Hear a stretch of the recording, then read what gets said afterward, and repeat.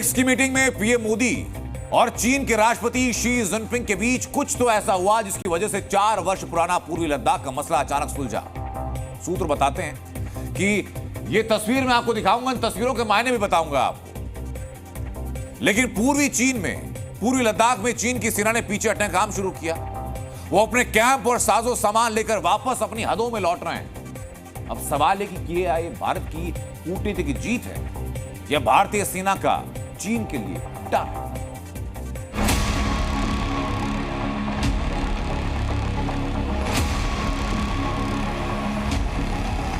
न चीन के माल पर भरोसा करना चाहिए, न ही चीन की बॉर्डर वाली साजिशों पर। उसकी दोनों ही चीजें ज्यादा दिनों तक नहीं चलती। पिछले कुछ वर्षों में सीमा पर चीन ने भारत से उलझने की बहुत कोशिश की, लेकिन अब भारतीय सैनिकों का दम देखकर वो अब अपने टीम टप्पर उठाकर भाग रही है। पूर्वी लद्दाख के डेप्सांग और डेमचोक में चाइनीज सैनिक अपनी हदों में लौट रहे हैं। वो अपने कैंप और मिलिट्री साजो सामान भी ले जा रहे हैं।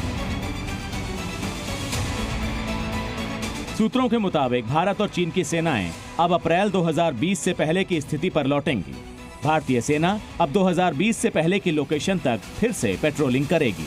सिर्फ सैनिक ही नहीं हटेंगे, बल्कि स्थायी और अस्थायी ढांचे भी 2020 वाली स्थिति में लाए जाएंगे। यही नहीं, बेहतर तालमेल के लिए दोनों सेनाओं के ग्राउंड कमांडर्स की नियमित मीटिंग भी हुआ करेगी। वर्ष 2020 में चीन ने LAC पर पेट्रोलिंग रोकने का षड्यंत्र किया था, लेकिन अब 4 साल बाद वो इसे शुरू करने के लिए मजबूर हो गया है।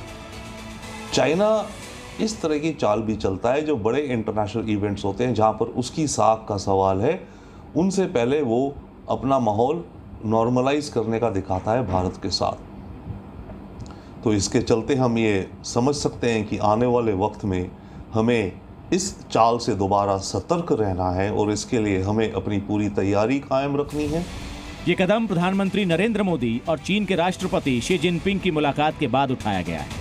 23 अक्टूबर को कजान में प्रधानमंत्री नरेंद्र मोदी और शी जिनपिंग की मुलाकात में इस पर बात हुई थी।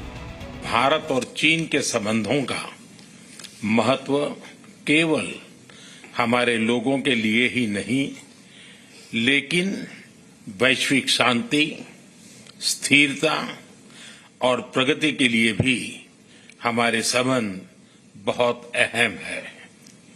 एक्सेलेंसी, सीमा पार पिछले 4 वर्षों में उत्पन्न हुए मुद्दों पर बनी सहमति का हम स्वागत करते हैं।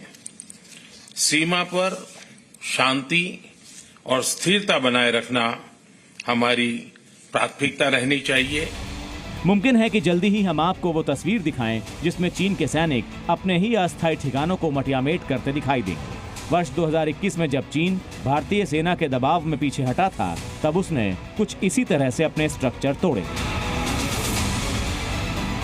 सूत्रों का यह भी कहना है कि 22 अक्टूबर से ही पीछे हटने की प्रक्रिया शुरू हो गई है और इस महीने के अंत तक ये पूरी हो जाएगी। LAC पर पेट्रोलिंग का काम भी इसी महीने के अंत तक शुरू हो सकता है। नए नियमों के मुताबिक अब दोनों सेनाएं पेट्रोलिंग की जानकारी पहले से एक दूसरे को देंगी।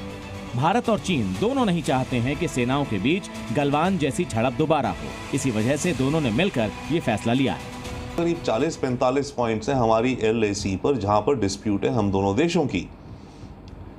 तो ये दर्शाता है कि यहाँ पर बफर जोन सा बन जाना, जॉइंट पेट्रोलिंग और ग्रेजिंग, चरवाहों के लिए एग्री हो जाना, ये एक आने वाले वक्त में एक मॉडल भी बन सकता है कि जो बाकी हमारे डिस्प्यूटेड पॉइंट्स हैं LAC पर, उनका भी रेजोल्यूशन हो सकता है। LAC पर दोनों सेनाओं के पीछे हटने का काम शुरू हो गया है।